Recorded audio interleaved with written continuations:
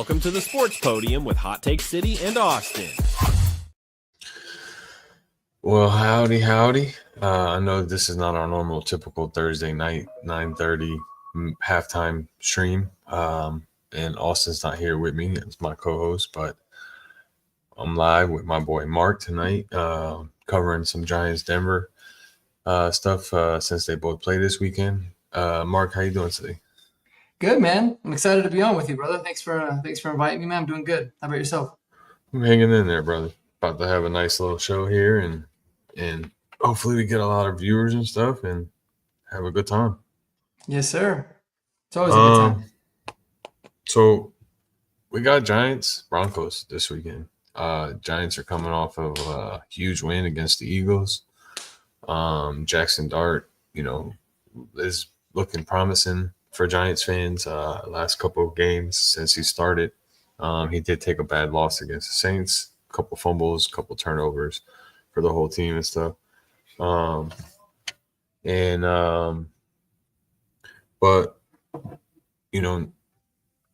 we got the Broncos coming up, a top 10 defense in the league. What do you think of this matchup here as we get closer to it on Sunday? Well, I mean, I think it's one of those matchups, man, where I think it's going to be a really entertaining game. I kind of like where both teams are at. I was really digging into the Giants a little bit more. I'm pretty familiar with them. I'll always say this, that aside from the Broncos, I've always really liked the Giants. I kind of like the Bills too. Like there's certain franchises that I kind of really respect and enjoy watching. So I was happy that you guys got out of the Russell Wilson jail and finally, unleashed the young buck. But there's a lot of similarities, man, between kind of where the Broncos were maybe more last year and where the Giants are right now. Right? They got a kind of young quarterback and he energized the team. I think you guys' defense is very underrated. So I think it's going to be a really good game. I mean, I think that there's things about the matchup that I like for the Broncos, particularly on the offensive side versus your defense. But there's a lot of things that obviously scare the hell out of me.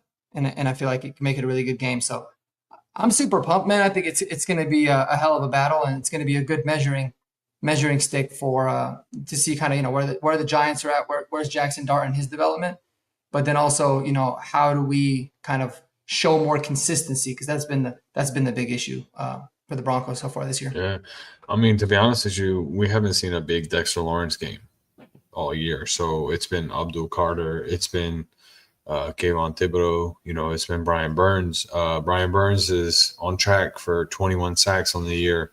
So far, he's got 7 sacks in 6 games. So it's all about them right now. Dexter Lawrence has been quiet all year, and a lot of people are projecting for Dexter Lawrence to have a big game against the Broncos because that interior line is not as good as the outside line for the Broncos. Yep. Most of the runs for the Broncos, they come on the outside and not through the tackles. So we shall see what happens with that. Obviously as a Giants fan, I hope Dexter Lawrence, has a big game. What do you on the defensive side? How do you stop Jaxson Dart? Obviously his rushing is a problem, and we've seen it the last couple of games. How do you control that as on the defensive side?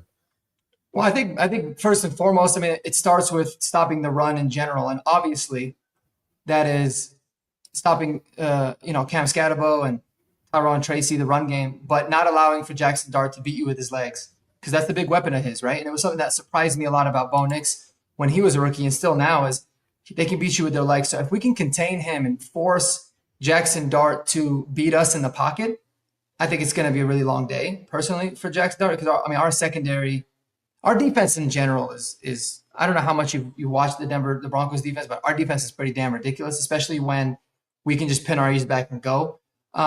So that would be the biggest key to making it hard on Jaxson Dart. But again, if he's got time, he's shown that he can beat with his legs. He's shown that he can throw the ball really accurately. I mean, I think he's like completing well over 60% of his passes. So it's going to be an interesting game. We kind of got lucky with like being able to play Jalen Hurts and then Justin Fields in a sense of kind of understanding how to keep those quarterbacks from beating you with their legs. And I don't think I don't think they did anything with their legs. And in general, we've held quarterbacks in check when it comes to them running the ball. So that's going to be a major test. But if we can't stop the run and you can get Jaxson Dart kind of working that play action, that's where a lot of the vulnerabilities are going to be. But you mentioned earlier too about Dexter Lawrence. I feel like he might not be blowing up the stat sheet, but he's a big reason why Brian Burns and Abdul Carter and Kayvon Thibodeau have been able to generate a lot of that pressure. But no doubt about it, I think he's the biggest X factor because we're on basically our fourth string left guard going into this game. And our center has not really been someone I've been a big fan of in general. So Dexter Lawrence absolutely can take this game over, no doubt. Oh yeah, I mean, and on our side, obviously Andrew Thomas is back now. Our right tackle looks like it's been solved with Jerome. So our middle is a little iffy. We do have Ryan Tunyon; he's been playing good. Our center and our right guard are a little iffy as well.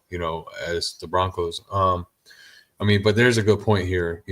Right here with this comment, Cam Scatterbo's got to be involved most of the time. Look what he did last week against the Eagles. And I know the Eagles were missing Jalen Carter. Obviously, that's a big, hit to their defense. But if the Giants want any success in this game against a defense like the Broncos, they're going to have to use both Jaxson Dart's feet and Cam Scatterbo's feet. And they're going to have to get them both moving. Losing Malik Neighbors was huge, but obviously, bringing up Jordan Humphreys last week was huge for Jaxson Dart, a little veteran, behind him. We didn't have Slayton last week as well. So, hopefully he's back and, that brings a little bit more weapons to the offense. I do want to talk about some of these trade rumors that are going around here, flying around. They're predicting Waddle to the Giants. They're predicting Olave to the Giants. They're predicting Myers to the Giants.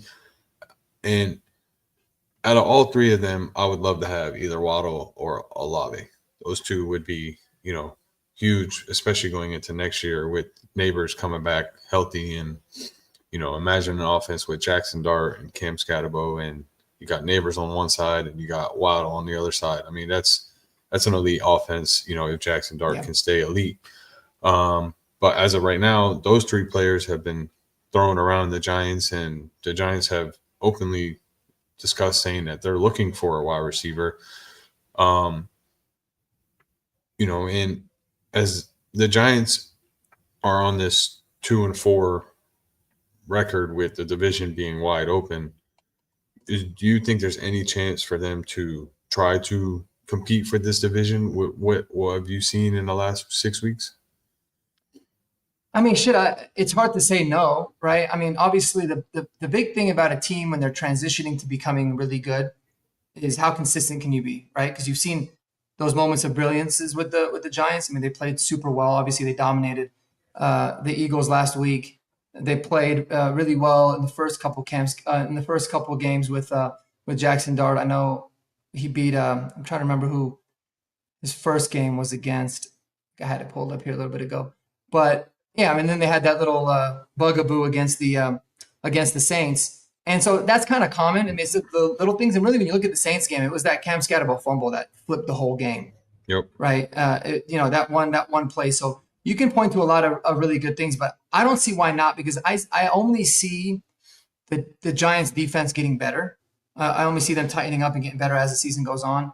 And then if Jaxson Dart can continue doing what he's doing and they can run the ball through, Cam Scatterbo, they absolutely have a chance, and they've got a little bit of a lead in the division. They lost to the Cowboys, though, right? We lost to the That was like the Cowboys. crazy game. We lost to the Saints, but we lost to the Saints under Jaxson Dart, and we lost to the Cowboys under Russell. So under Russell. What would have happened if Jaxson Dart started all year? Is the big if. No doubt. And again, you guys beat the Chargers, which I was super grateful for as a Bronco fan. So that was a huge win. So I don't see that there's any reason why you couldn't. If I was the Giants, I would be aggressive moving forward, especially if you believe in Jaxson Dart, because you want to take advantage of that rookie contract and that rookie window as much as you can when you have a lot of different options. And they've got a trade chip in Kayvon Thibodeau. If they wanted to hypothetically trade somebody like him, that could yield some pretty good returns for him too. So I wouldn't be surprised at all if they were competing. Yeah. Now in your division, You got the Chargers 4-2. You got the Broncos 4-2. You got the Chiefs 3-3, and then you got the Raiders obviously 2-4. I at the beginning of the season, and a lot of people know this, I predicted the Chargers to compete. I didn't even consider the Broncos because of the whole Bo Nick sophomore year. I'm not saying that I'm not going to make the playoffs, but he's actually proved me wrong, and he's actually been playing very well this year. And obviously, the whole rookie hype is different than the whole sophomore year. But where do you see after 6 weeks this division going here? I mean, it's tough, man, because I feel like the loss against the Chargers was a real gut punch, for a lot of different reasons. Because I felt like we just gave that game away. In fact, both of our losses, I feel like we just simply gave the game away. And so that's kind of makes you optimistic as a Bronco fan, because you're thinking, you can compete with anybody. And really the only thing that'll thoroughly beat you is if you make really dumb mistakes like we made. So, I mean, I love our chances to be able to win this division. I think through 6 weeks, we put ourselves in a good position to do so. But again, man, for us, it's gonna need to be consistency, because we've got the defense to beat anybody, to shut any offense down. The problem is the offense has been very hit or miss. Right now they lead the league in terms of penalties against the EPA. So their penalties have affected their offensive EPA more than any team. And they rank 5th in that category in special teams. Special teams has been abysmal, which is very surprising, because we had a really good unit for the last 2 years. We got Darren Rizzi, who's one of the best special teams coaches, but our special teams has been terrible. So, I mean, like I said, I feel like if our special teams unit gets better, like I anticipate, and we get more consistent on offense, I think we can beat anybody, and I think we can certainly win the division. I think we can compete in the AFC as well. But that's a lot of ifs. It's all about going out there and showing. Well, with the Chiefs starting off slow like they do every year, that's nothing normal that we haven't seen. Them being 3-3 and dropping some games that obviously they should have won, especially against the Jaguars. It's pretty much wide open, and obviously, I can see, we were talking about it last week on the show.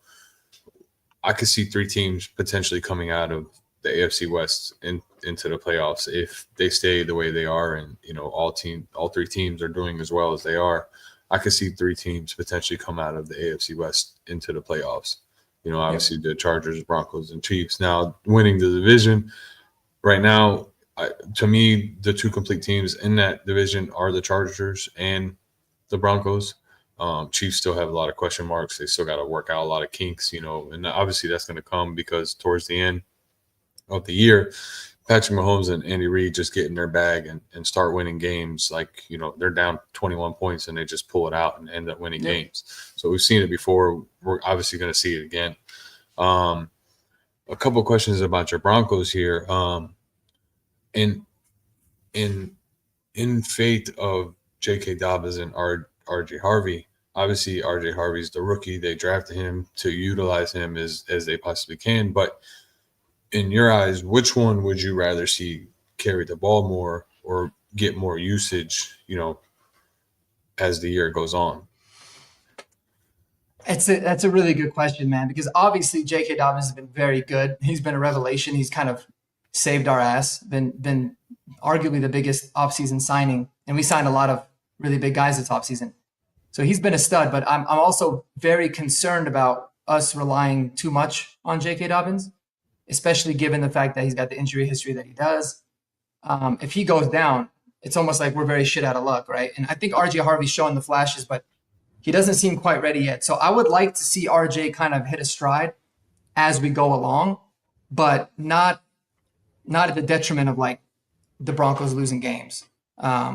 And I also want to see, I want to see him mixed in, because I like to see J.K. Dobbins' touches get a little bit more limited as well. But again, you've seen the flashes from RJ. I think that they're really trying to get him to be a very good pass catcher out of the backfield, which is something that he wasn't necessarily known for in college. But, we've seen those instances too where he can look really good carrying the ball. So, again, I think moving forward, I would like to see RJ start to hit his stride a little bit more. But I don't think JK is going anywhere unless the injury bug flares up. So, well, looking at the numbers, And obviously, J.K. Dobbins has tripled the amount. But looking at the numbers, 91 carries for 442 yards for J.K. Dobbins, and then 33 carries for 154 yards for R.J. Harvey. But the averages are insane. J.K. Dobbins is averaging 4.9, and Harvey's are averaging 4.7. So, if the roles were reversed, I still think that they would be still averaging about the same. Obviously, the carries and the yards take a place, but for J.K. Dobbins to be averaging 4.7 yards on 91 carries is actually insane because, you don't see a lot of running backs with the amount of injuries he's had over the years bounce back and have a great year or a great first 6 weeks of the year. And, a lot of people are very impressed with how he's been running. And, and I do see them trying to do the 1-2 punch like Detroit has. Everyone's trying to mimic that 1-2 punch that Detroit has. And I think personally, the two running backs you do have using that 1-2 punch is very great. And then you also have Bo Nix with 124 yards. So the rushing attack for the Broncos is definitely there. And it's a great trio that, the running backs, the run game has been for the Broncos, and on the defensive side for the Giants, to try to stop that is you got to contain Bo Nix, you can't let him get outside the pocket. So if you let him get outside the pocket, it's either going to be a run or it's going to be a busted play, and one of these wide receivers are going to be open, and you got Marvin Mims, you got Cortland Sutton. I mean, I'm just very excited for this game because I think this is a game that the Giants could potentially win and turn the season around going, into week 7 against the Eagles, against Philly, going 3-4, into that game.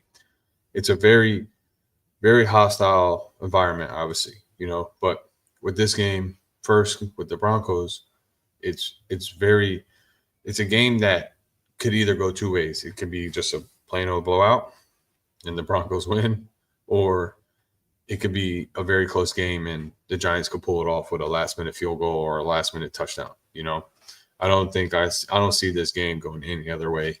What do you think about that?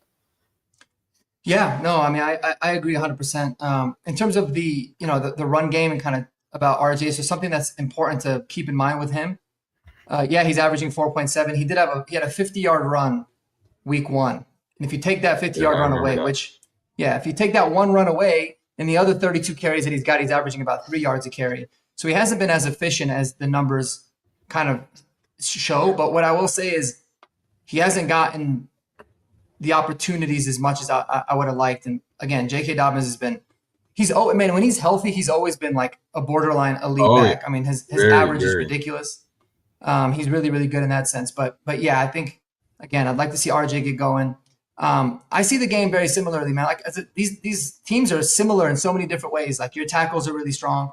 Our tackles are strong. You guys got great edge rushers. Same with us. Your interior D-line is good. Same thing with us as a strength. You guys even have a lot of former Broncos. This is going to be a revenge game for a lot of Broncos, right? Little Jordan Humphrey. I think you guys got Elijah Garcia. Man Hurts is another guy that I think I saw on your team that was a former Bronco. And so if the Broncos can establish a run game, and from what I've seen, the Giants' run defense hasn't been all that good. If we can establish the run game, especially at home in the altitude, I think it's going to bode really well for us. But if not, then it's going to take the passing game to be consistent to be able to open up those run lanes. Because I see the Giants really stacking the box and daring Bo to beat them early. That's what a lot of teams do now. And if Bo Nix can do that early on, it can open up some things. But otherwise, that's kind of the way that I see that going. On the Giants front, man. I mean, what do you guys?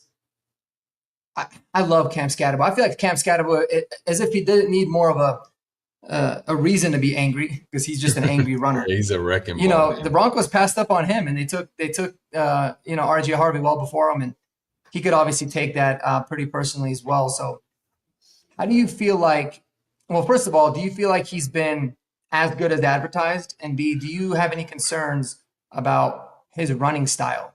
lasting So, in the NFL? Because that was my big concern with him coming out of Arizona State. so I have two concerns, and the biggest concern is not the way he runs, but the way he loves contact.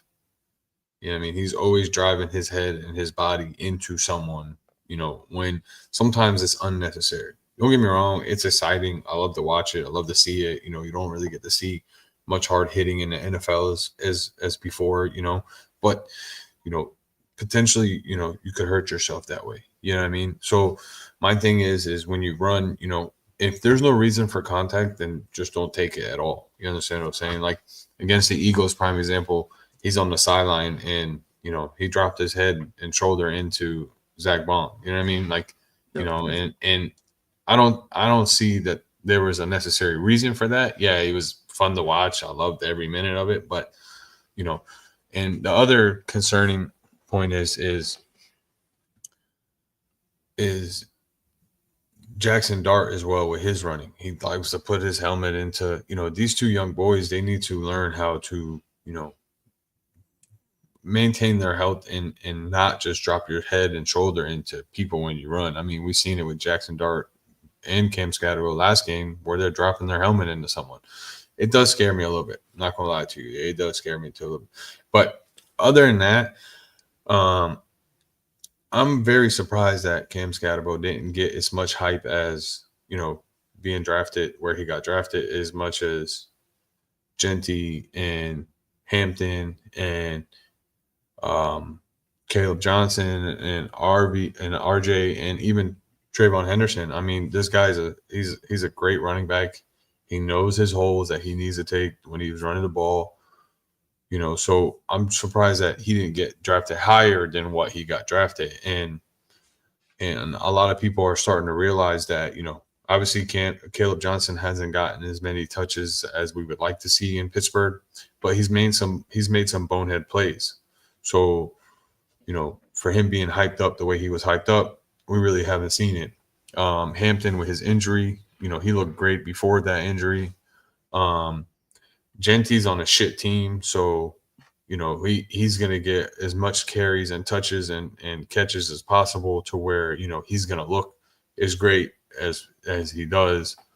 Trayvon Henderson hasn't been used as everyone expected him to be used. I mean, they got Ramon Stevenson fumbled the ball 3 times in a game and still getting goal line work. I know, it's crazy. Yeah, it's ridiculous. And then even RJ Harvey hasn't been utilized as much as everyone expected them to be used. You know what I mean? So, with Tracy going down and Cam getting his chance to take that spot, I don't see him turning around and giving that back to Tracy because Cam, he earned that spot. You know what I mean? So, like I said, the only two concerns I see with their running styles and them being so young is, they need to either learn how to slide or step out of defensive So, yep. But on the defensive side, though, I'm gonna be honest with you. I'm very excited, man. I know our secondary is a little bit on the weaker side, obviously, because, we don't have Scatterbones worried about. Last song, only him and Hampton were the only run backs I was staying away from. I mean, the way he runs, he keeps dropping that head. It's going to be. I think he was born with CTE, to be honest with you. You know what I mean? Yeah. I think he was born with that, and that's the reason why he runs the way. Yeah, I have a joke about him. Like somebody had said, he seems like somebody that would like eat crayons. Like he just eats crayons. Yeah, exactly. Because he's a little slow. I mean, there was a video. Exactly what I see from him. There was a video of him back in college where he slammed his head against a brick wall. Like, you know what I mean? Come on, dude. Like, you know what I mean? Relax. But on the defensive side, I know our secondary is a little bit weak, but our defensive line makes up for that. I think we have one of the best, if not the best, defensive line in the NFL right now. With the 5 people that we have on the line. And then our linebackers are great too, man. Bobby Okereke has been great ever since we signed him to that long-term deal with the Giants. He's been top 5 in tackles and coverage for the last 2 or 3 years. So, I'm not worried about the interior. It's about the secondary that I'm worried about. And especially on the plays where Bo Nix scrambles and throws the ball, on a scramble, and we got guys wide open down the field, So, Yep. but overall, I personally think it's going to be a great game. I know Denver is a very hostile environment to play in. You're, what is it, 1,200 miles in the air of normal altitude. You know what I mean? So it's 5,200 feet. Yeah. 5,200 feet. There you go. Yeah. Of normal altitude. So it's a whole different ball game when you go up to Denver to play a game. And I think the boys are looking forward. And to be honest with you, man, just last week watching the home crowd and rally around Jaxson Dart and Cam Scatterbo, I think, it's Giants football is back. The excitement is back. It's fun to watch these boys play this game again. It's not just a whole, it's another 2-15 season year. It's not, I mean, it's exciting to watch these boys go out now and play for the last 3 weeks, even though we did lose to the Saints. But in the Saints game, we lost because of ourselves, not because of, the Saints beat us. We had 3 turnovers, and you can't expect to win a game with 3 turnovers, and against the Eagles, they capitalized on the Eagles, on Jalen Hurts' interception, couple fumble that they had, and we capitalized and we took control of the whole game, and we won. So it all comes down to that. If we can control Bo Nix and we can, wear down that defense of the Broncos, then I see us having a very good shot of winning this game. No doubt. Yeah. No, I mean, I agree, man. I think that they're a plenty capable team. They've been really fun to watch for the last couple of weeks, for sure. Oh, yeah. And, they've been very exciting. And, and I personally think once we get Neighbors back, it's going to be even better.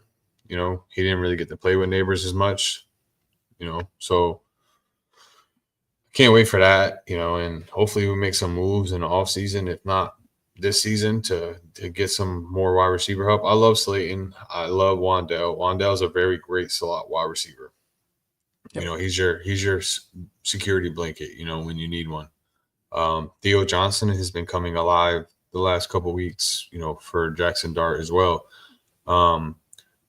Speaking of tight ends, how do you feel about this Evan Ingram situation?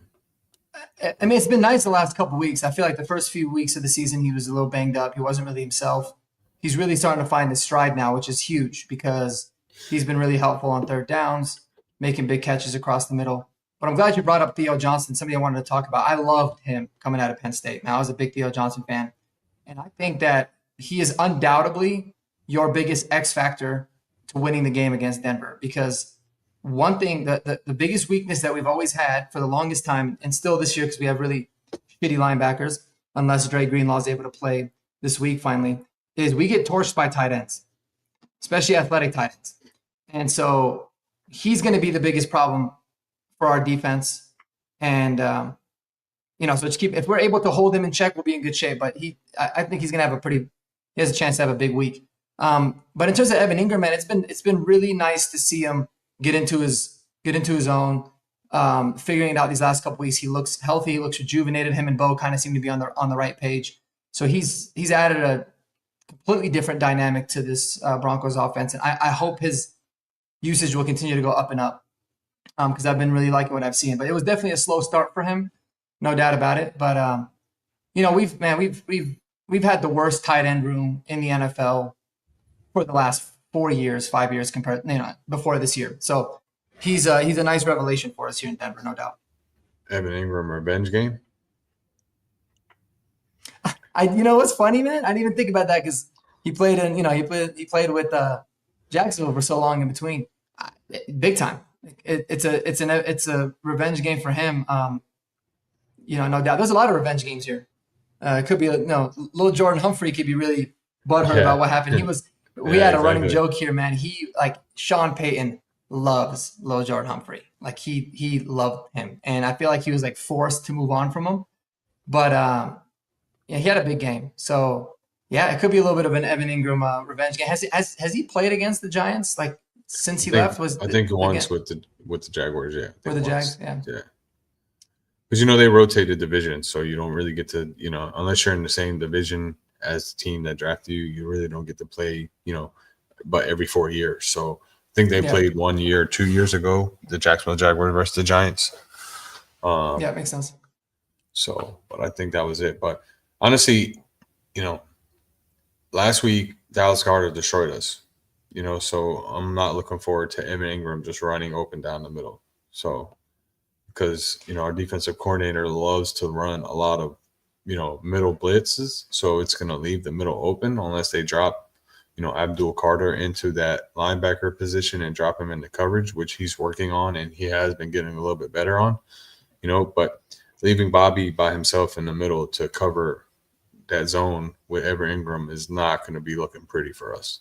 So I hope I was they don't do surprised that. too, man. I mean, you guys run a lot of man coverage. I thought the Broncos ran a lot of man. How do you feel about that? Because you guys, like you said, you have you have great pass rushers. You got a really dominant defensive line. Your secondary is a little suspect. I like it and I don't like it at the same time because I like it because I have confidence and I have faith in the line to get to the quarterback or to put pressure on the quarterback. But when you go up against a better O-line, it does take a couple more split seconds to get to the quarterback. So it does leave that one-on-one coverage a little bit more, harder to cover. But when you go up against a team that has holes in it, it's easier to, control the game and leave that one-on-one coverage. So it has its takes, it has its good takes, and it has its bad takes. With our secondary being as questionable as it is, they do drop the safety in there and they do drop the safety on the double coverage. So it holds up, Need to get that number one fan here, hence this comment. So, Mar, I just want to let you know. So this guy right here that's commenting, he made me this helmet here, right? And I love this helmet here because it was a custom made helmet by him personally. Oh, that's dope. You know what I mean?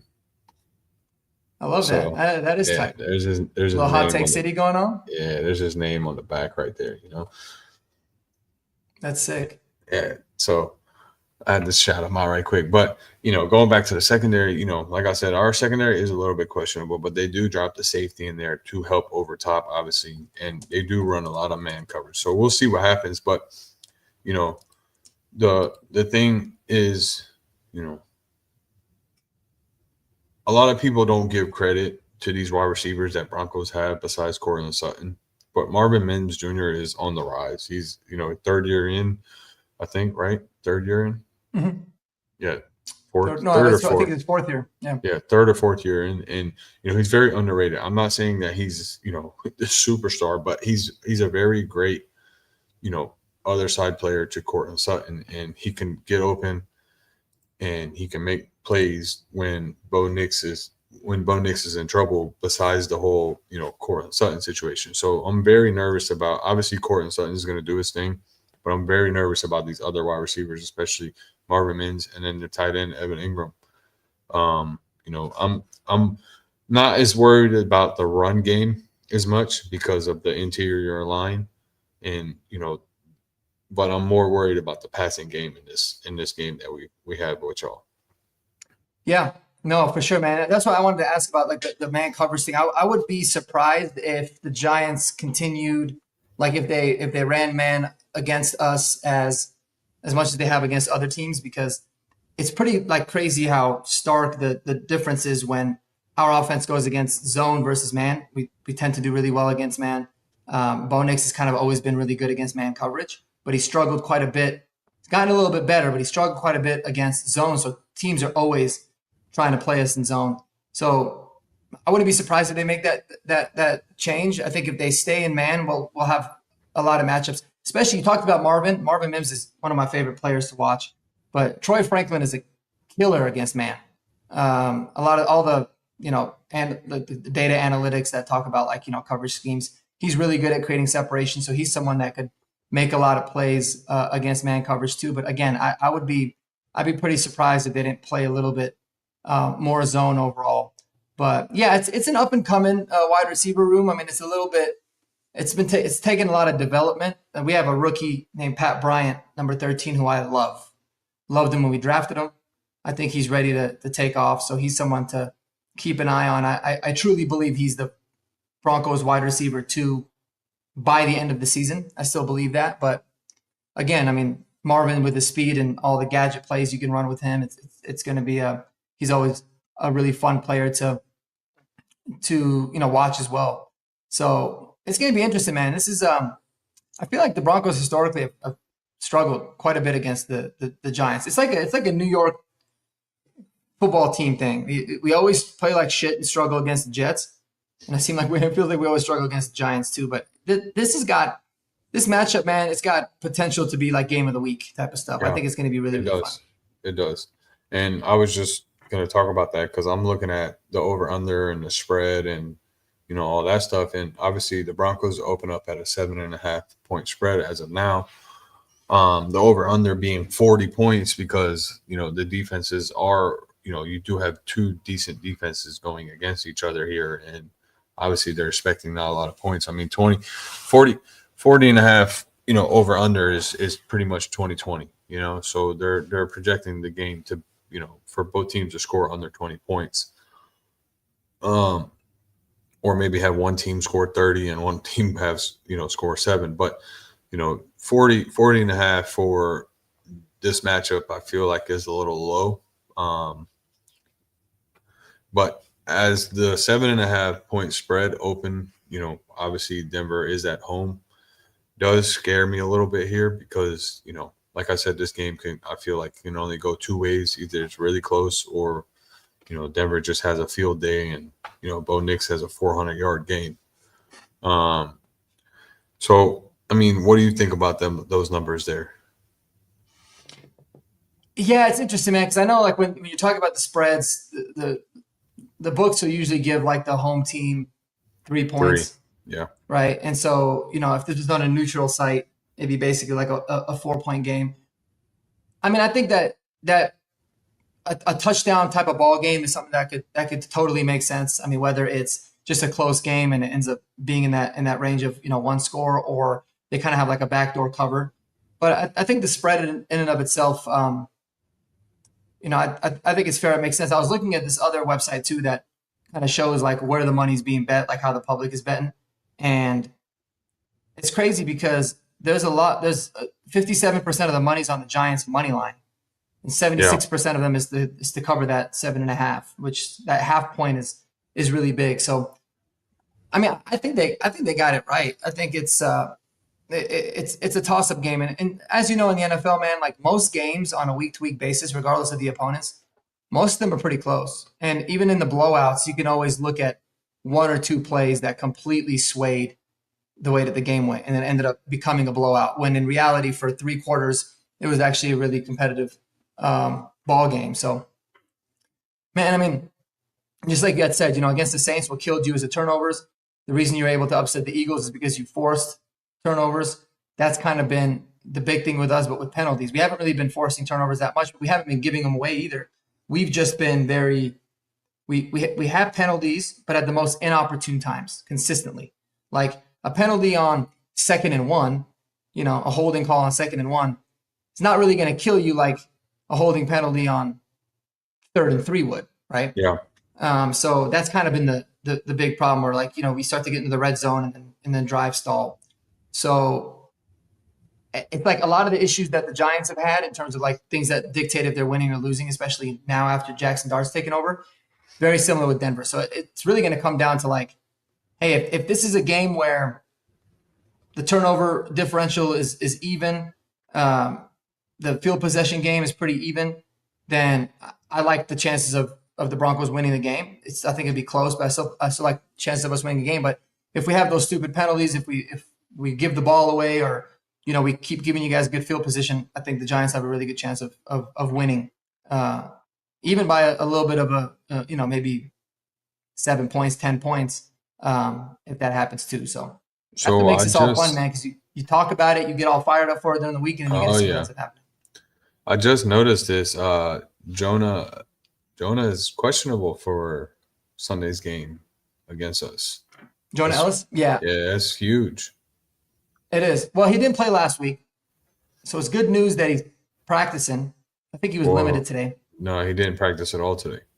That's what it Oh, says he's a here. DMP. Yeah, did not That's right. participate in Wednesday's practice.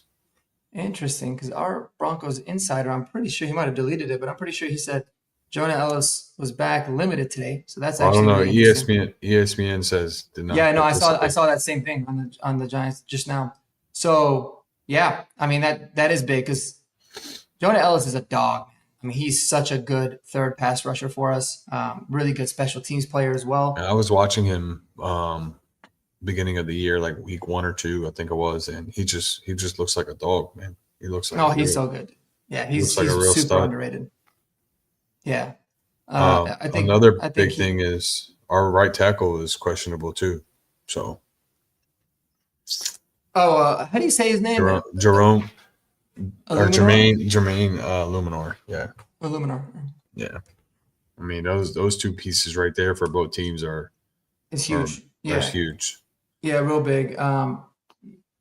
He's been pretty solid there at right tackle for you guys. You guys signed him in the offseason last year, I think, 2 right? years ago, He was yeah. 2 years ago. He was a free agent. Yeah. Yeah, Yeah, I this is remember. No, this is his second year with the Giants. yeah, And he's solved our right tackle problem for last year and this year's, Yep. Which is obviously it's so hard to find like just good offensive linemen, quality offensive linemen, especially tackles, man. So I mean, the fact that you guys got 2 really solid tackles. So you did dope. miss it, by the way, Brandy. You missed it. We talked about it. I would love to have Olave as the second option if they were to make a trade. I don't want fucking Myers. That's just like another Wandale Robinson. I don't want that. I disagree in a sense. I mean, I know he plays the slot a lot. I feel like I've always felt like Jacoby Myers is one of the most underrated receivers in the NFL. I mean, the dude's just always making plays. I love Jacoby Myers, but we want a true outside person. We don't want another slot person. Yeah. You understand what I'm saying? No, I get that. If we make a move, it needs to be a move for a solid outside person that can play opposite of Malik Neighbors, for next year. And we don't want someone that's going to just be a short-term problem. We want someone that's going to be a long-term, solution. Yeah. Signing Olave or signing Waddle to a longer contract is going to help Jaxson Dart on his rookie contract and take advantage of that rookie contract. You know what I mean? Myers is, he's been in the league for a little while. He is a little bit older than the other two guys, but we have enough slot. We have Wandale, we have Darius Slayton, we even have Hyatt that, is starting to emerge a little bit last game. Hopefully they use him this game a little bit more too, So if we do make a move, I'd rather see Olave or Waddle to the Giants, So Yep. There was a similar conversation happening on one of my buddies' channels. They were talking about it on the sports radio too. Because I guess some people had said like Broncos could show interest. I mean, you'll always hear Broncos show interest because our GM is just always making calls. I personally, I don't find any benefit of like adding to the wide receiver room in terms of where we're at. I've always been like the draft and develop, even though, I think Olave and Waddle. For the Broncos, I think Waddle would make sense. But yeah, for the Giants, man, Olave would be a hell of a sign. He's a really good complement to what Malik Neighbors can do, no doubt about it. So it'll be interesting. They definitely should. You guys have a lot of Bronco players. What about trading for another guy that's been rumored as Jerry Jeudy? So I wouldn't have a problem with Jerry Jeudy. I have no problem trading for Jerry Jeudy. The only thing I have a problem with Jerry Jeudy is so he's done well in Cleveland, right? He's actually done very well in Cleveland for the quarterback situation that he's been put in. And I still think he can be a top receiver in the league if put in the right situation. I just feel like, if we do make a big splash and we do want to sign the wide receiver to a bigger contract than just a year or so, I think the only route is to go the Olave and the Waddle route. I don't think Jerry Jeudy or Myers or anyone else fits that route. You know what I'm saying? I love Jerry Jeudy. Yeah. He's a great wide receiver. But I'm talking about long-term. I think those two only make sense in a long-term solution than a short-term problem. No, I agree. I'm actually not a fan of Jerry Jeudy at all. Hated him when he was here. Couldn't stand his attitude. I mean, the frustrating thing with Jerry Jeudy, he's got like crazy talent, And you always hear, it's like you always hear the same things. Always cooking dudes in practice. Oh, he's always open, blah, blah, blah. But when the game starts, he gets open. He just gets open really late. And the production never matches with the talent that he's got. So he would be much more of a frustration for you there in New York than I think anything else. And listen, a lot of people can't handle that New York media. A lot of people can't. It's a very, very critical media. You know what I mean? Like it's not a game. Like, you know, we've seen stars leave there because, you know, they won't admit it, but we've seen stars leave there because of that media and how they hound these players and how they just trash talk these players because, you know, they don't do well and they're supposed to be this great superstar. So Jerry Jeudy, I don't think, number one, would last in that atmosphere with that media. Number one, for the way he talks, and he can back it up. He just doesn't. It just simply doesn't. He doesn't back up the productions that he talks. Like you said, he could get open, but he's open late. You know, and you know his numbers don't match the way he talks, and the skills behind him just, you know, it's just not there. You know what I mean? Yeah, but I love he was like all he's pissed last week, and he was like yelling at the quarterback to get the ball on the sidelines. Which, listen, that doesn't bother me. And then right when the ball goes his way, he drops it. It was like the easiest. Yeah, that's catch another. too. That's another. And thing that's him in a say. nutshell. Yeah, that's Jerry Jeudy in a nutshell.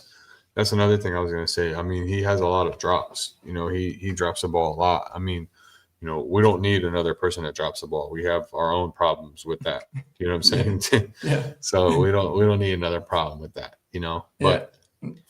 I'm looking forward to it, man. I know it's going to be an exciting game. Hopefully, you know, both quarterbacks take off. They do good, and you know, hopefully, you can't predict it, but you know, hopefully, no big injuries, you know, in this week at all for anybody. You know, we've seen a lot of injuries, especially ankle injuries, over the last couple of weeks with a lot of these wide receivers.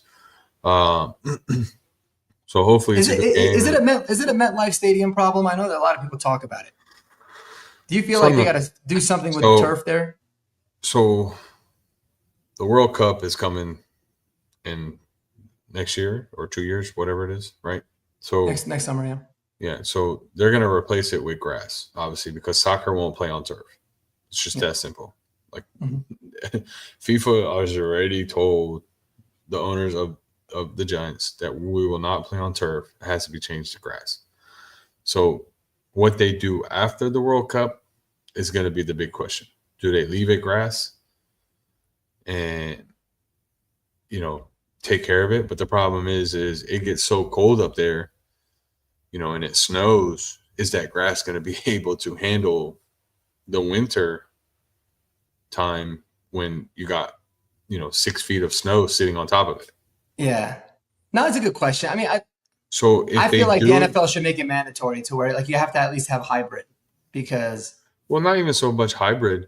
So like, you know, one thing that I do have to give Jerry Jones credit for is, you know, he dug 6 feet or 12 feet down for the stadium, you know, and made sure that the ground was nice and soft and leveled and all that stuff to, you know, make sure that there's no problem whatsoever when it comes to putting turf because, you know, they have turf, you know what I mean? It's an indoor stadium, you know, but they don't have as much problems as the other stadiums because of how Jerry Jones built that stadium and how he took care of that field and what he did to that field, you know? So if they were to replace the turf with grass for the World Cup, I think they need to, if they're going to take out the grass and put turf again, they need to at least put a softer underneath the turf and make it easier for these players to run on the turf. You know, you can just tell the way these players run on MetLife's turf that it's a very hard ground.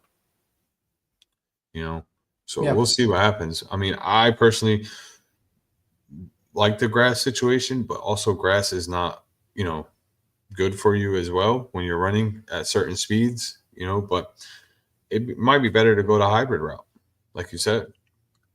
You know? Yeah, I feel like that's what a lot of teams are doing to try to find the balance. But I feel like it's always getting randomly brought up about like the turf at MetLife and the injury rates are quite a bit higher. So it's like they got to figure something out because, yeah, it's super unfortunate, you know, to have players go down. I mean, listen, I don't think the Malik Neighbors injury was because of that, but Could have been. And so if you could prevent injuries like that, it's always an important thing. Yeah.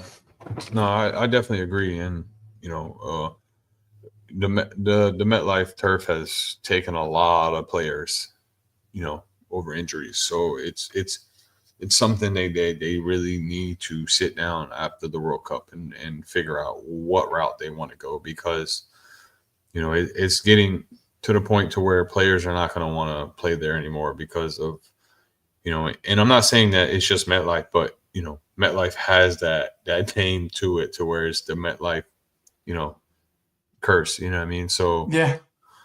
we've seen a lot of injuries in that stadium, you know what I mean? So No doubt. we'll see what happens. But I do want to do a quick rundown on the week, and run down these games and just give me a quick prediction, what you think. Anything else from the Broncos or Giants game before we move on? No, I think we covered most of it, man. Sure. Tomorrow, Steelers, Bengals. I mean, got to be the Steelers. It's going to be a close game, though, for Joe sure. Flacco. Yeah, it's going to be a close game for sure. Divisional Thursday night games are always really close. But I think Steelers will win that. I mean, the Bengals are just they're a hot mess. Obviously, we got the Giants, Broncos. We both want our teams to win. But give me a score prediction. Oh, I hate giving score predictions, man, because everyone's always like, you're a homer or you're this and that. I mean, I do have the Broncos. I do have the Broncos winning this game. I just have a feeling that they're gonna have a really good bounce back game, a good complete game. And ultimately, I think the Broncos are gonna win 31-10. I do think it's gonna be one of those blowout scenarios. But again, that's just because of the man coverage that we talked about. Like, if they're going to play a lot of man, and they've shown some vulnerabilities in the run. So I feel like the run game is going to get cooking again this week. I think that the man coverage is going to help, and eventually it's just going to wear down the Giants at altitude. So we tend to do really well when we're favored heavily in the spread. But again, man, I wouldn't be surprised if it was close. But I'm just saying 31-10 because it's just a feeling that I have at this time that it's going to be Broncos going to have a really complete game. So Yeah, we will see. What do you got it at? honestly, I think it's going to be a lot closer. I've seen a lot of predictions, people saying 17-14, 14-10, because of the defenses. I personally think it's going to be like a 27-28 to like 30, in between that range for both teams. I think both teams score over 22, 23 points. And it's a close margin. It's within, 5 to 7 points on who wins. But obviously I want the Giants to win. But if I had to choose a score, I'm going to say 25-21 or 24-21 Giants. So you're taking Giants and the over still. Yeah. All right. I like it. I think that's very feasible. So the Giants have been 2-3 since Jaxson Dart has started. They've been 2-3. Or the last 3 games, I take it back. The last 3 games, actually, since Jaxson Dart has started, they've covered the spread 2 out of the 3 games. So, oh, nice. Yeah, I mean, 2 out of 3, yeah. Well, and they didn't just cover won. 2. They won. They won 2 of those. So awesome. And then we lost to the Saints, but that's neither here or there. We won't stop talking about that. Rams, Jaguars in Jacksonville. That's going to be a good game, man. In Jacksonville, I'm going to take the Rams in this one. I just feel like I like the Jags, but I think that they were really riding, like they were forcing turnovers at an unsustainable level. I think that showed a little bit last week. So I like the Rams, the way they kind of match up against the Jags too. So I'll take the Rams in that one. Oh, but that's in London actually, right? Oh yeah, London. Yeah, not Jacksonville, London. That's a Wembley game. Yeah. So yeah, I'll take the Rams. Okay. Who you got? Jags do good in London, man. They really do good in London, and I wouldn't be surprised if the Jags come out hot and win this game by at least. I'm still riding off of 2 weeks ago. When they played the Chiefs and they beat the Chiefs at home, and I personally think that they could be a good team. I really do think so. And last week losing the way they lost to Seattle was a very disappointment to a lot of, people that had them winning. But I personally think they win this game in London because of how well they play in London. So do they got back-to-back games in London? It's a good question. I know they do that with some teams. No, they got Let a me see. they got a game in London and then a bye week 8. So no, Oh, they they only are got they are one they game are on. giving them the bye. Nice. Yeah. Yeah, that's gonna actually be a pretty good early morning game to wake up to. So Oh that'll yeah. be fun. So I think the Jags win that game. I think it's a close game. But I do think the Jags win that. Raiders Chiefs. Obviously, we know which way we're going here. I know you want both teams to lose if that's possible. I do. I Uh, do. I would actually love for the Raiders to get the upset in this one. yeah. But yeah, I got the Chiefs. Shit bowl of the week. Browns Dolphins. That is the shit bowl. It's Oh in yeah. Cleveland, huh? Yep. I think Cleveland's going to get the win, man, because I think the Dolphins are just an absolute train wreck of a mess. I mean, with the whole Tua situation, I don't get how they kind of forced him to apologize. That's kind of weak sauce, but they're a super talented team. Browns defense is really good, and so I think it's going to be like a 12-9 game. But I got the Browns. I got the Browns actually winning that one. Yeah. I think the Browns at home win this game. I think we might see a little bit of Sanders this game too as well, to be honest with you. So I hope so. So the world can see that he's definitely better than Dylan Gabriel. I'll tell you that.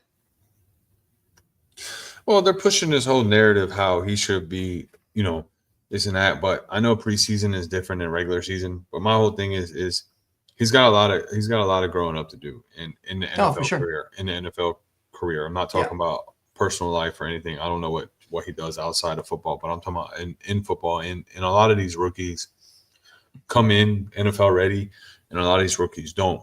And Sanders is one of those quarterbacks that is not NFL ready. We've seen it in the preseason a couple games. Obviously, it's different than the regular season, but he runs around too much. He doesn't sit in the pocket as long as he should. And, I would like for him to sit in that pocket and for him to throw the ball more than just to run around and play catch up in the backfield. You know what I mean? Yeah. So I personally do think we see Sanders a little bit this weekend. You think because Gabriel gets benched, or do you think it's like an injury situation? I don't know how much longer they can see Gabriel throw the ball, man. I really that whole left hand shit is just so weird. It's weird. Like, It's weird. it's very There's gonna weird. be two Like, lefties in this game too, man. So it's gonna have to watch the shit inverted. yeah, like I might just flip the camera to the So like I don't know. I just only left-handed quarterback I give props to is obviously Michael Vick. Until until Michael Penix decides he wants to either play football or don't play football. So. But it's just very hard watching Gabriel throw that ball, especially going to his right side. So Yeah. But I got the Browns in this one. Patriots Titans in Tennessee.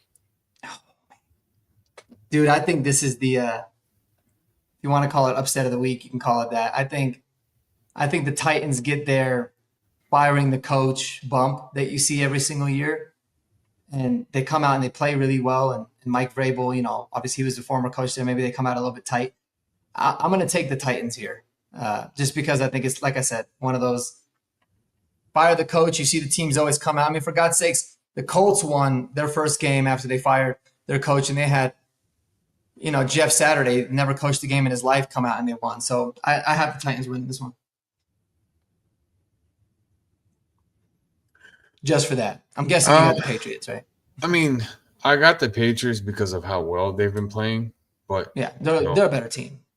obviously, like you said, they are the better team. But I mean, this could be one of those trap games for the Patriots, though. One of those humbling games where Drake May takes a step back and doesn't do as well like he has been in the last couple of games. Obviously, so I don't know about this one. Obviously, I feel like the Patriots will win this game, but I also feel like it could be a minor trap game for the Patriots. And then, everybody's going to start, the Patriots are not this, they're not that. I'm like, guys, relax. They're a very good team, very, almost complete team. If they can just fix that offense just a little bit with their run game and, figure out their wide receiver situation outside of Stephon Diggs. And then, Drake May looks very promising in his first 2 years of being an NFL starter. So they are a very good team outside those couple of issues that they have. So I do like them in this game, but like I said, it could be a very small potential chance of Tennessee upsetting them. Definitely. I can see that. Okay, so I take not really, because the Panthers are better than the Browns and the Dolphins. So Panthers, Jets. Oh, Panthers and Jets. Is it in Carolina, I'm guessing? Nope, MetLife. Oh, it's at MetLife. Man, we just witnessed the Jets firsthand. I mean, they are awful. They are awful, but they got to win a game at some point. They really do, because they did a lot of stupid stuff, and I think the coach learned from it. And I mean, they got it like basically a pick'em game at this point. I like the way the Jets match up against the Panthers, because I think they could stop Rico Dowdle. I think they can stop that run game, force Bryce Young to beat him. I don't think he can. And I think the Jets are just due, man. They're due for a win. So I'll take the Jets in this one. And Carolina is favored by 1.5, being the away team. So I don't know. Yeah, I think the Panthers win this one. I think the Jets go 0-7. It would be the best case scenario for the Jets, man. I always say, if you're gonna suck, you want to like suck all the way and get like the top pick, right? Well, the Giants got burned by that a couple times. It got us 2 years in a row. It killed y'all, man. It got us the year Jaden Daniels and Drake May came out, and it got us the year that C.J. Stroud came out. So, well, and it got you this past year, because y'all would have been the number 1 pick and had a chance. Yeah, it's right as of right now, it's worked out because you got Dart. But like if it happens to the point where Cam Ward ends up being a superstar and Dart maybe falls off, it's gonna bite you in the ass. But I think you guys got a good one in Jaxson Dart. Saints Bears in Chicago. Saints and Bears. Oh, I got the Bears on that one. Yeah, I think the Bears seem like they're pretty damn solid this year. Ben Johnson has really turned that team around, and they look a lot better than they have been. Not saying that they're a great team yet, but they've definitely turned that franchise around from the last 2 or 3 years that they've had with Ben Johnson as their coach. Yep. No, potentially game of the year here. Carson Wentz revenge game. If JJ McCarthy is not available, Vikings, Eagles in Minnesota. I'll tell you what, man. I really like the way the Vikings match up against the Eagles. I think the Vikings are going to win this game. So if Quinyon Mitchell is out, we will see. Is it Ringo? Is that how you say his last name? I think so. Ringo and Adore, they have Adore Jackson too, right? Yeah, well, we'll see Ringo against Justin Jefferson. Yeah. And I personally think Justin Jefferson is going to torch him. Yeah. So they better hope Quinyon Mitchell is playing in this game for the defensive sake. So yeah, no doubt about it. I mean, like I said, the Vikings defense is really good.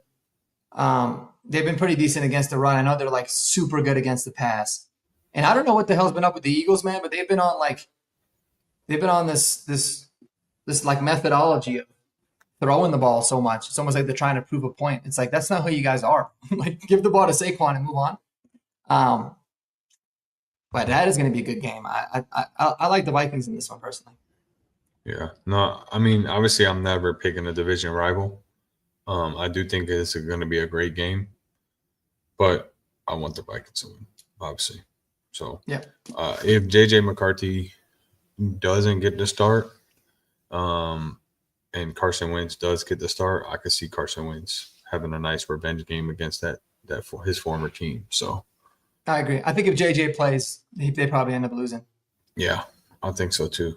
And he's like, when do we start calling him a bust? He didn't play all of last year. He's hurt again this year. Like, that's. Yeah, I mean, I still think we got to see quite a bit more of him, but I mean, you're right. Injuries it's been tough for him, man. I mean, it's been, and it's weird because it wasn't really a concern coming out of college. I think he was pretty healthy in college. But yeah, he won.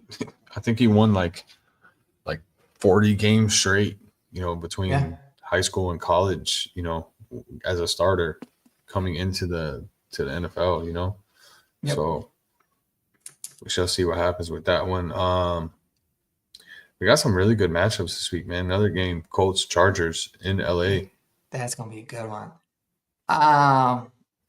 It's crazy because it's another situation where it's like I hope both teams could lose. That would be nice, but if I'm gonna be honest, man, I think the Chargers are gonna win this game. I think the Colts are really good, but I think that LA had the injuries really killed them. I don't know if they get Joe Alt back this week, and they really found something in Kamani Vidal, who's looked like a really good running back for them. And so I feel like them at home, that's gonna be a hell of a game. They should have flexed it or like moved it to a later start, but I do. Joe Alt like did the not Chargers. practice today. Oh, he was a DNP again, huh? Yep. Yeah, that's going to be a big one. That's going to be a big one against the Colts. Derwin James did not practice. Oh, he shit. was he was limited because of his because of his wrist. Okay, so yeah, limited on a Wednesday is usually fine. Yeah, I'm taking the Chargers in this one, man. I think that they've got the defense to hold the Colts in check. I do, and I think I think the Chargers. I mean, like I said, they had a couple slip ups, but they've overcome them. Jim Harbaugh, that dude knows how to get the job done, man. He's a great coach. So yes. Unfortunately, I have to choose the Chargers, but really, again, if that game can end in a tie, that'd be cool. I'm riding with my former Giant quarterback. I'm rolling with Daniel Yeah, Jones, baby, Danny Dimes look good this year, man. And the Colts to win this game in LA. So,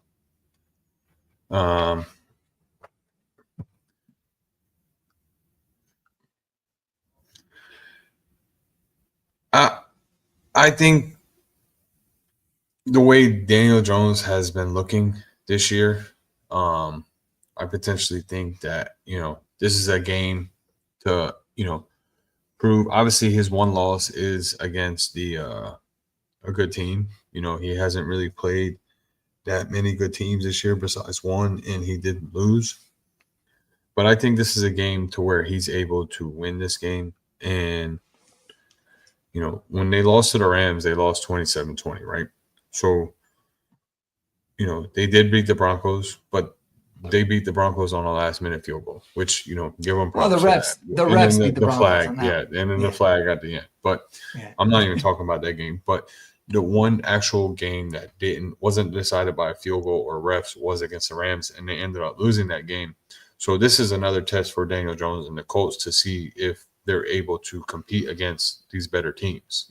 So I personally think that the Colts do get the win here against the Chargers, which I know you would be happy for that, because as the Chargers being in your division, gives you a chance to take the number one spot in that division, for a week or so. So I personally think that the Colts win this game, and we see another big game. We see another big game from Daniel Jones, and then if he does win this game, and he does have a good game, when do we start putting him in MVP talks? I know we got Baker out there, but you got to start giving the man the respect that he deserves. No doubt, he's definitely comeback player of the year. I mean, he's got to be. I've always been a Daniel Jones fan. I thought they gave up on him a little bit too quick in New York, and obviously the back injury and stuff like that will hamper it. But you've seen those flashes, man. Like, you've seen how he could be really good. Now, if Jonathan Taylor continues on this tear, they're going to be good. But in those games where the running game's not going, that's another test too. So just like you said, this is going to be a really good litmus test game for the Colts in general. Yeah, I definitely think so, and I hope it's a good game. I mean, we have a lot of good matchups this week, and hopefully it's a good week of football, because the last couple of weeks, for fantasy purposes, have been real shitty. So hopefully, this week, it's a very good week for both, good games and fantasy wise. So moving on to the next game, we got the Packers at the Cardinals. Yeah, it's got to be the Packers. The Cardinals are a mess. they're just not very good. They're honestly better off with Brissett at quarterback, to be honest. I think Kyler's probably going to return for this one. Marvin Harrison doesn't look like he's going to play. Packers have been super up and down this year, right? They started off, everyone was talking about like them being undefeated, and then they kind of barely won some games. But I like the Packers in this one for sure. Yeah, I mean, the Cardinals have a very good team. They just need to fix what the issue is, and I think it's time to move on from Kyle Murray. Oh yeah, I personally think so. Yeah, like he has some good, showings, but then he has very bad showings, and the bad showings outweigh the good showings. Yeah, and his height doesn't make it any easier, to be honest with you. So not at all. But I mean, last week when they had Jacoby in, they looked perfectly fine. They were in that game. So I don't know. Obviously, I'm going with the Packers here. I think they're top 5 team in the NFC right now. Yeah. Being 3-1-1, but we shall see. I mean, the Cardinals, I feel like, are still a good team that can upset one of these better teams in the NFC side, or the AFC side, obviously. But they just need to put it together. Well, they always seem like they play up to their competition, they play down to the competition. Exactly. They're one of those lost teams. To the freaking Titans on some crazy shit, but then they figure out a way to be close with some other. When they were up 21-7. I know at the time. Crazy. I've never seen anything crazier than that before. But I do want to ask you a question though. How do you feel about the coach getting fined for what he did to DiMarcado on the sideline for fumbling that ball before running into the end zone? Like, what are your thoughts on that last week or 2 weeks ago? I mean, I guess I don't really have an opinion on it one way or the other. I mean, I think that the owner was trying to, it was a PR move. Right. It was obviously very stupid of him to put his hands on a player like that. Like, you're basically hitting a player in a way of like, there's a line you got to draw. Right. But on the other side of it, it's like, dude, I mean, how does this keep happening with these professional football players?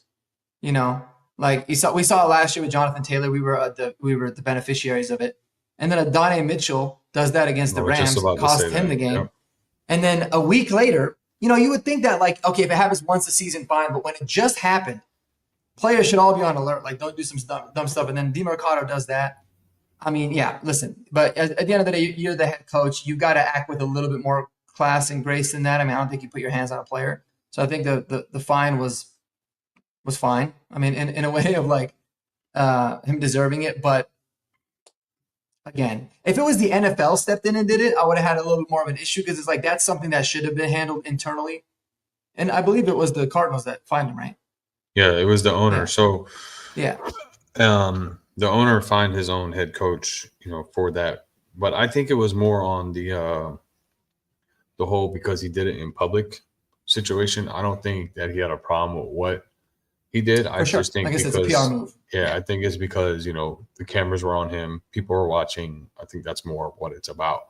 I mean, these guys are grown men. They get paid to do what they're supposed to do. I mean, to make a bonehead move like that is just dumb. You know what I mean? Dumb. So no, I agree.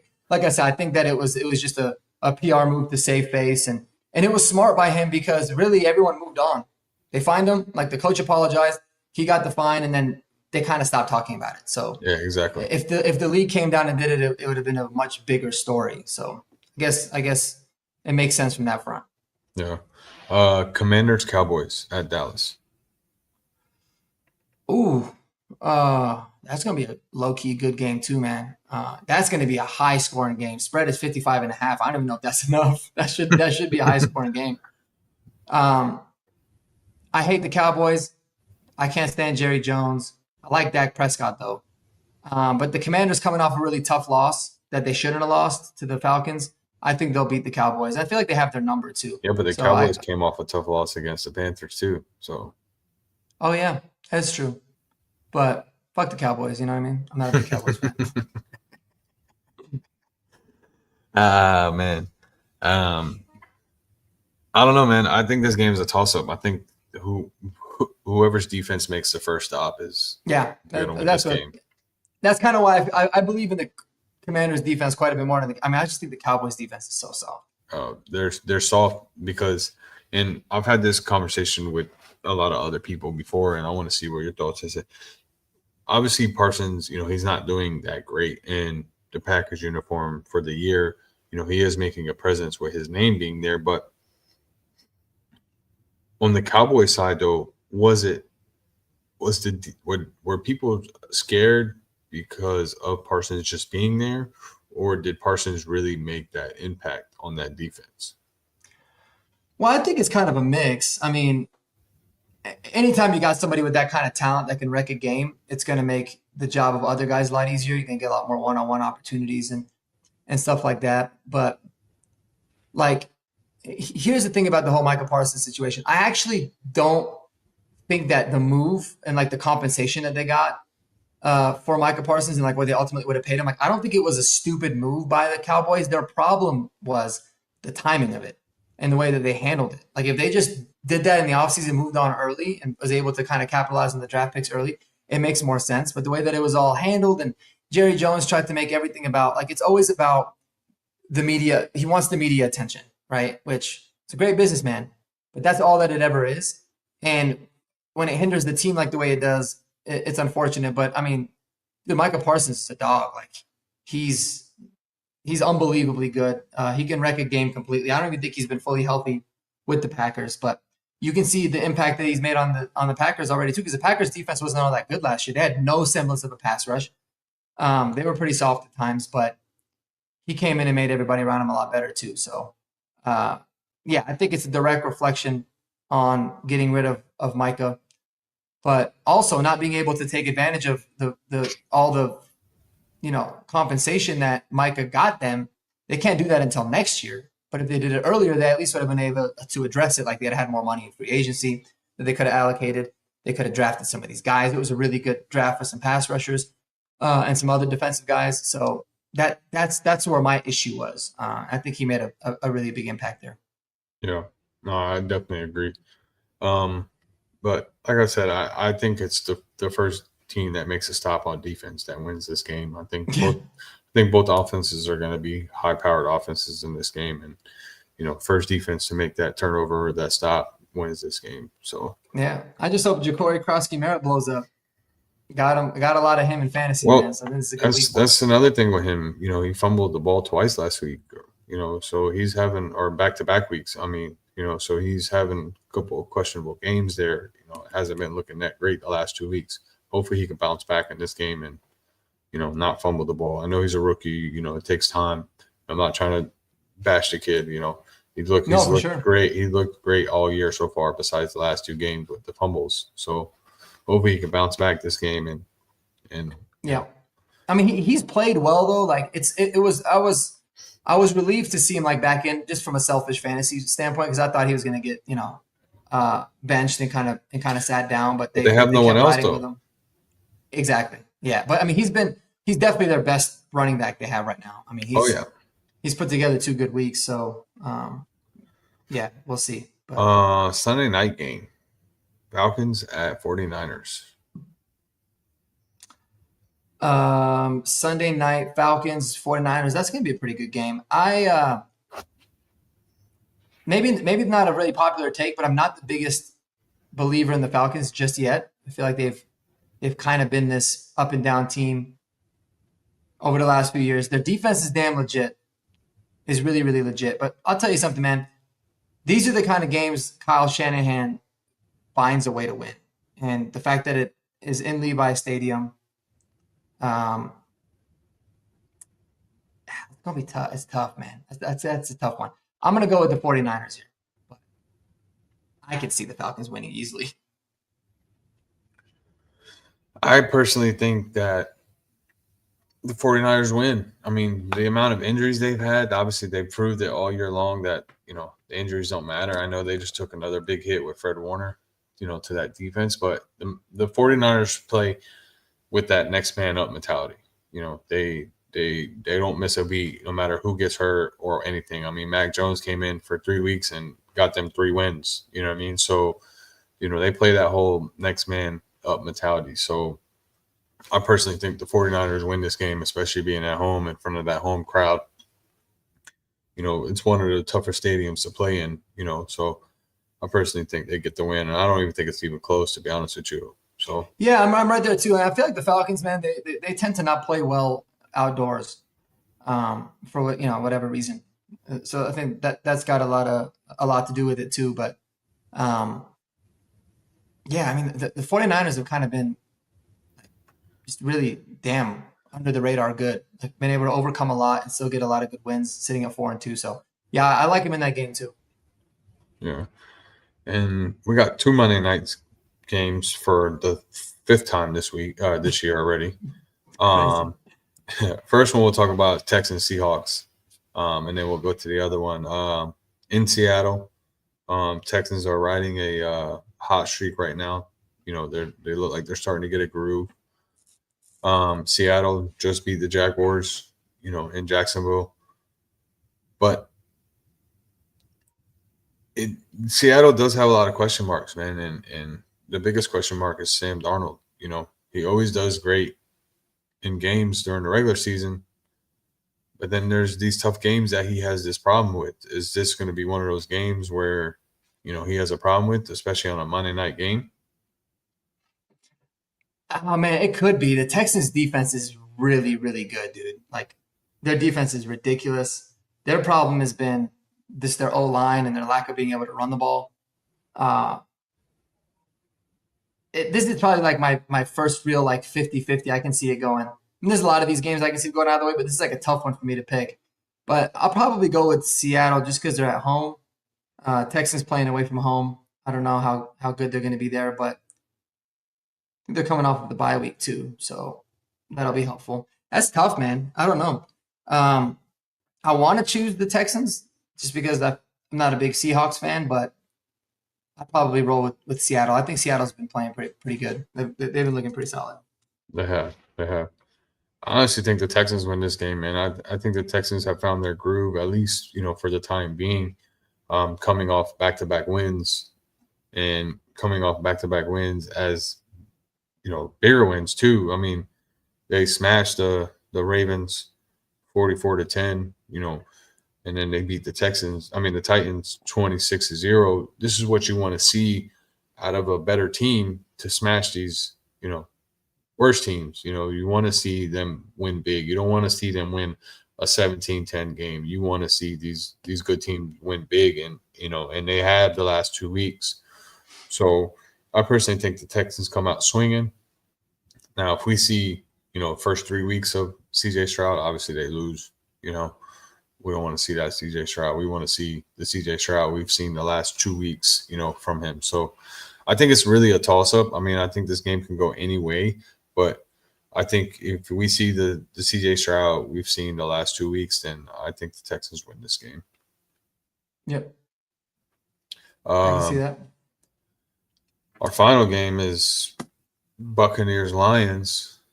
I think the top 2 teams in the NFC right now is the Bucs and the Lions, No facing doubt. off Week 6, Monday night in Detroit, in a dome.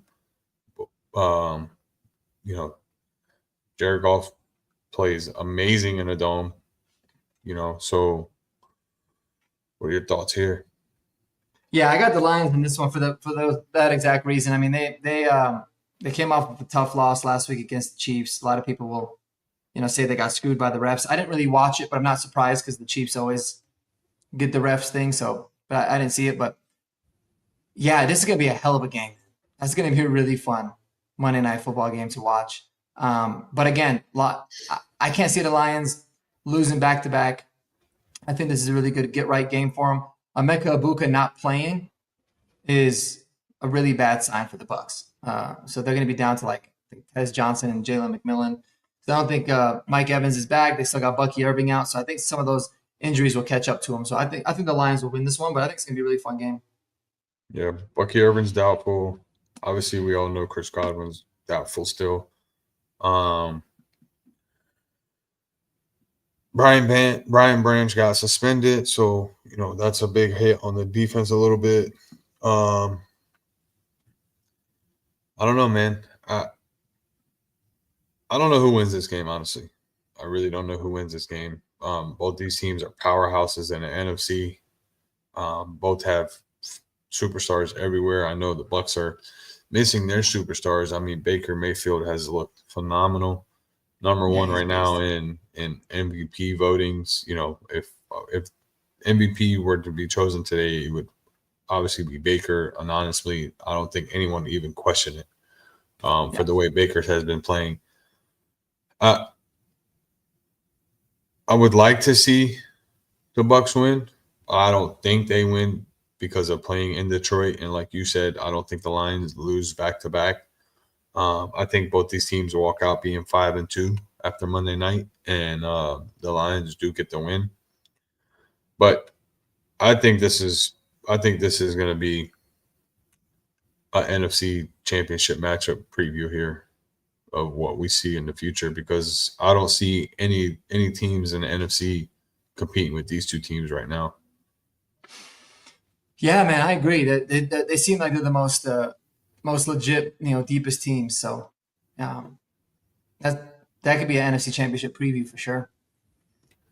I do have one more thing for you here, and it might throw you off a little bit because it normally does. But Time for the hot takes.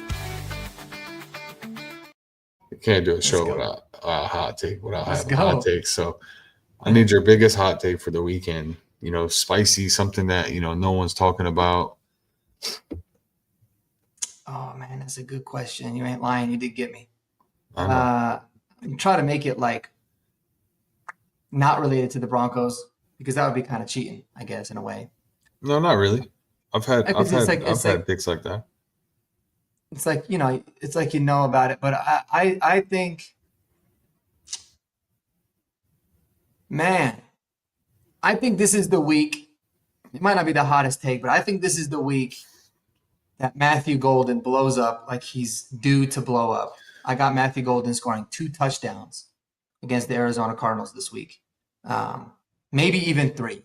I think when he blows up, he's Wow. going to have that big of a game. So I got Matthew Golden 2 touchdowns. I don't know what that bet looks like or what the odds are on that, but I think this is finally the week. But I've been saying that for a minute. I respect that.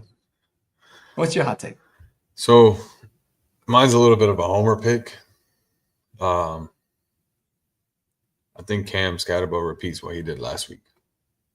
Ooh, I hope you're wrong. I'll tell you that. Yeah, I know you hope I'm wrong for your team's sake, but a lot of fantasy managers out there would love to see Cam repeat 3 touchdown performance. So They would. I personally think he repeats that, and obviously want the Giants to win. You want the Broncos to win. We'll see each other on Monday when that happens, Yes, sir. and see who, we'll talk about it and we'll go from there. But we got anything else for this weekend? Anything you're looking forward to? Anything you want to talk about? Nah, nothing particular, brother. I appreciate you having me on, man. I'm just looking forward to a really, fun slate of games. I don't usually look into see like who's playing outside of who the Broncos are playing, like around the league until Saturday. So it was nice to do it on Wednesday. We got some banging games, man. So I hope it's a really fun week of football. Yep. I'm definitely definitely excited for it. And, hopefully we'll have some good fantasy performances out there too, brother. But no, I appreciate you having me on, man. This has been a lot of fun. Brother. Do me a favor and tell the people where they can follow you at or where they can see your lives or anything at. So. Oh, yes, sir. Yeah. Marquee Sports Denver. It's MARCKY Sports Denver. And that's where you can follow me on YouTube. I go live sometimes. I usually just drop a video pretty much every day, post games. And then we have a horsepower hour show that we do on Monday nights. So tune in there. And then, so that's Marquee Sports Denver. And then I'm at Marquee_sports on the Twitter machine. So I usually just have a little bit more fun on Twitter. I'm not super active per se. I get it more for news, but we like to have some fun on Twitter. I got to get up to your level on Twitter, man. I've been grinding, man. You've been crushing. Trying to. I appreciate you joining me. Yes, sir. You guys can find me at my @ below at Hot Take City 904. You can follow my Sports Podium page on YouTube, X, and we just released our TikTok page. It's at Sports Podium 224 across the board. I appreciate all of y'all. Marky, I appreciate you, brother, joining me and Yes, sir. spitting some ball with me. Until next time, guys. Peace. Peace out.